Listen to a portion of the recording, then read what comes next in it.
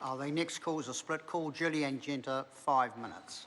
Thank you, Mr. Speaker. I want to pick up where that last member left off in saying that New Zealanders want the law to be upheld and respected, and I completely agree with that.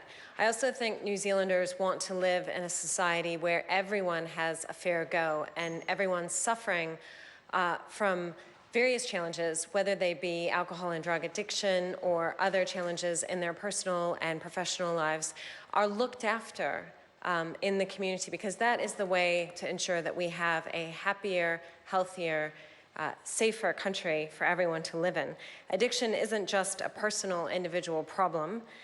It is a social and environmental problem in many ways.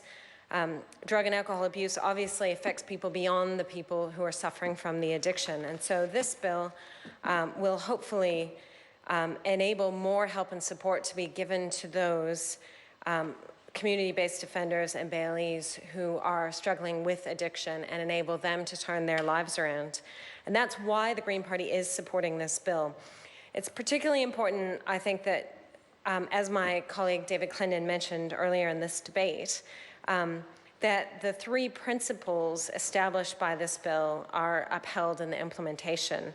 And that is that testing should be no more intrusive than is reasonably necessary to ensure compliance with a drug or alcohol condition, that testing should take place no more often than is reasonably necessary to ensure compliance with a drug or alcohol condition, and that those liable to testing and monitoring should be given as much privacy and dignity and respect as is possible. And I think those are incredibly, vitally important principles in this bill, because if those principles are not respected in the implementation of the legislation, then there is the risk that this sort of testing could be used to harass people in the community or to infringe on their civil liberties. And I think it's really important that we protect that and that we recognize that it's not just about identifying that people have relapsed and that they are still partaking in drug or alcohol when they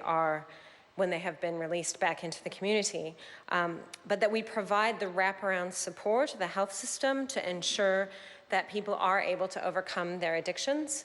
It's really interesting. The latest research on addiction actually suggests that people are far more susceptible to it if they are living in conditions that are not great. And so it's not surprising that some people who are homeless suffer from high levels of addiction. And you could say, well, that's the reason they're homeless, because they suffer from the addiction. Actually, if you provide people with homes, it's much easier to treat them and for them to overcome their addiction.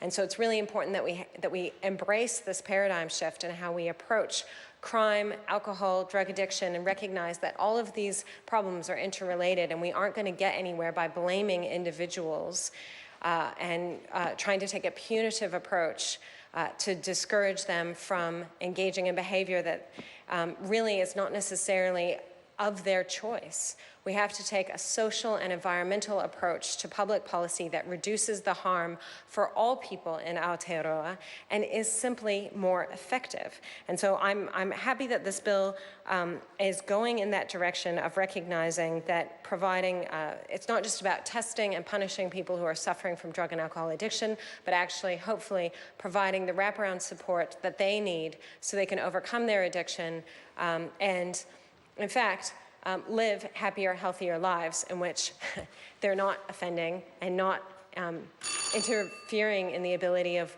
other New Zealanders to live happy and healthy lives. Because that's ultimately what we all want, and that's certainly what the Green Party wants for Aotearoa, is a happier, healthier society with less crime, less inequality, and less addiction to things like drugs and alcohol. Thank you, Mr. Speaker. Penny Henry.